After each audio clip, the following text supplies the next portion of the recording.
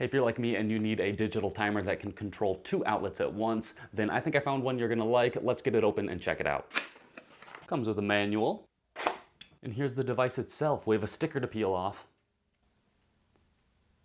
While this time is not correct, you can see that it's already running, and that's because it only needs to be charged up with this right here. You just gotta plug it into the wall. Here's one of the outlets, and if you spin it around, here's the other outlet, and it says it can handle up to 1,725 watts, so make sure you're not connecting more than that to it. And it is for indoor use in 115 volt sockets. With this little LCD digital display here, we can set up to 8 on-off settings per day. Now those settings will be automatically backed up in case you have a power outage. Right now we should charge it up by plugging it in for 30 minutes, and let's see if we can still reach the other outlet while this thing is plugged in. If you plug it into the bottom one, no, it does block the top outlet. If you plug it into the top outlet, you can still reach the bottom outlet. I heard some people asking about the sound of this thing when it's plugged in. I don't hear any sound coming from it. Okay, now that it's all charged up, we're going to reset it by just inserting a pin into this little button right here. I'm just going to poke it with this little pen right here.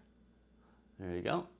And you can see it has reset. So we're gonna hold clock and tap week until we get the day. I'm looking for Friday. Right now it's set on Monday, so Tuesday, Wednesday, Thursday, Friday. To set the right time, we're gonna hold clock and tap hour until we get the right hour. For me, it's 7. And now we do the same thing again, but for minute. Hold clock, tap minute. Looks like it's about 7:31. There we go. Now we can program it to turn off and on these outlets whenever we want. And again, we can do that 8 times per day. So to get started, you can press program, and then you can press week.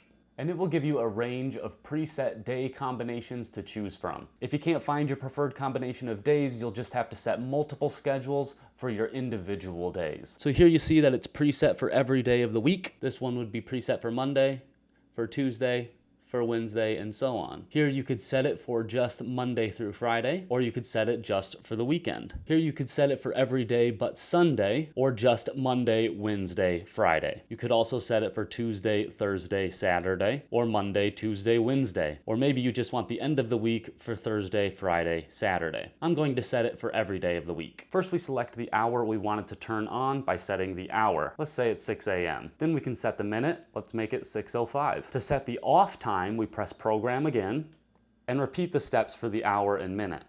Let's have it programmed to turn off at 7:07 p.m. If you want to continue with another program setting to set another day or time, you would hit program again. If you're ready to save your settings, you can hit clock. If you ever want to cancel your settings, you just hit the R button here, and if you press it again, it will take you back to your previous option. We're ready to save, so let's hit clock. You want to make sure that you're set to auto up here on the screen. If you're not, or if you want to change your setting, you can change that and rotate through a few important settings through the on, auto, off button. So there's a couple different ways to use this on, auto, off button right here. You can see right now that it's totally off. There's no red light here and it says off on the screen. And if I click over to auto from the off position, it is now ready to operate under the protocols I've already given it. If I press it again, it will turn on and the red indicator light will turn on. Now it's in the always on position. And the light isn't actually flashing. I think that's just the frame rate of my camera making it look like that. It's one solid light. Now if I hit the on, auto, off button again, it will remain on, but it will turn off at the end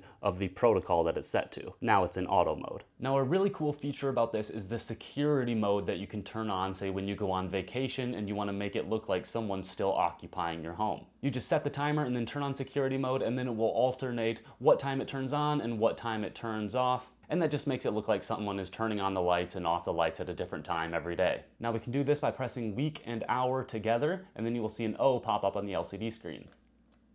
Right there. To deactivate it, just hit those buttons again. You can also easily adjust for daylight savings by hitting the hour and minute buttons together,